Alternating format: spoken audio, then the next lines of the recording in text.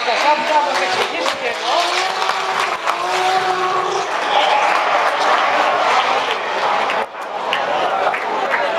Καταλαβαίνετε και γιατί έχει κερδίσει το κοινό το τελευταίο διάστημα, το τρίτο, πολύ νωρίς.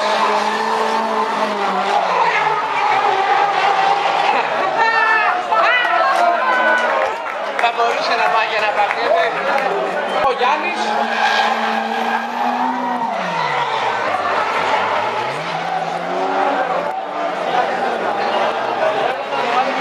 Και ο Ανδρέας Ανδρέου στο τρίτο.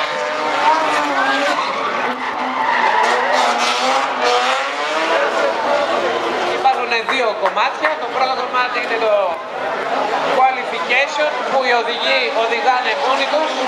Νάτος ο Σταύρος ο Ρήμης, 11 χρονών, κυρίες και κύριοι. Διορθώνει εκεί τη γραμμή του. Για να δούμε αν θα χαλαρώσει λίγο μικρός. Ο Νικόλας ο Πατάς.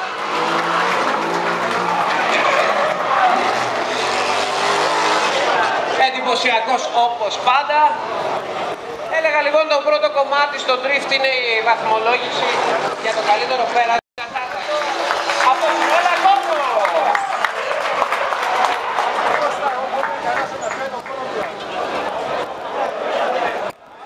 Διαφορετική οδήγηση λοιπόν από ότι το time attack είναι στον άλλον.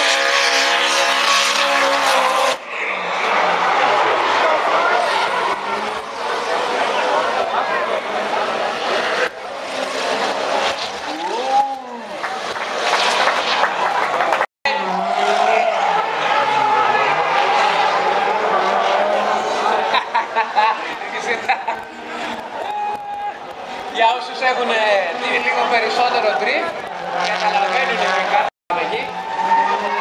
Ο Γιάννης ο Χρήστος είναι αυτός.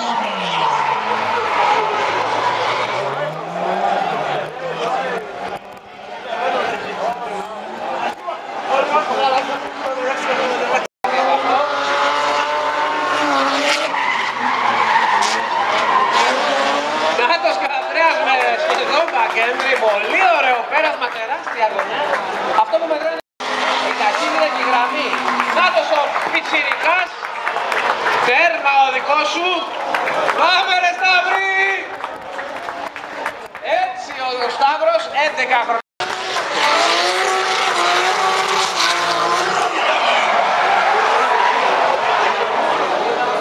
Τέτοια θα δούμε αργότερα στον τέταρτο γύρο του Παγκύπριου Πρωταθλήματος. Έλεγα Νικόλας Πατάς πίσω, ένα κόμμα μπροστά. Αυτό είναι λοιπόν που κάνουν στο drift.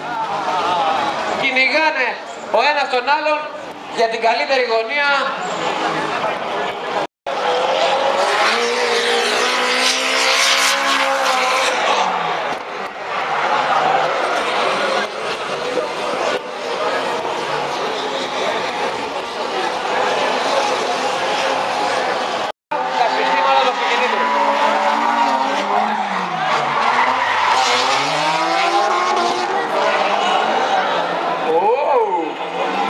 Ο Γιάννης λοιπόν, ο Χρήστος κυνηγάς πάλι.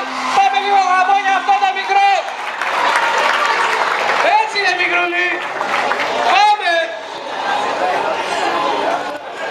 Ενώ παρακαλούνται τα time attack αυτοκίνητα να έρθουν συνέχεια. Όλα μαζί. Νάτι λοιπόν. Δύο από τους καλύτερους οδηγούς του Παγκύπριου Πρωταθλήματος. Και αν θέλετε τη γνώμη μου, δύο από τους καλύτερους οδηγούς της Ευρώπης.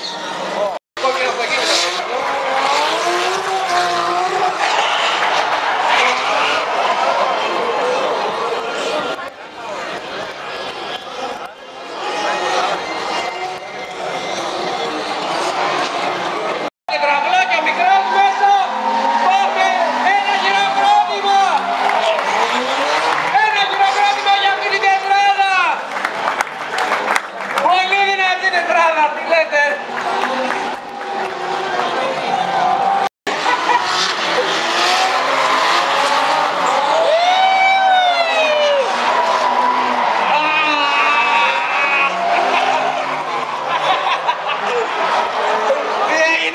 παιδιά, το... Τρέλα, τρέλα, τρέλα. Ο Γιάννης, ένα κόκο.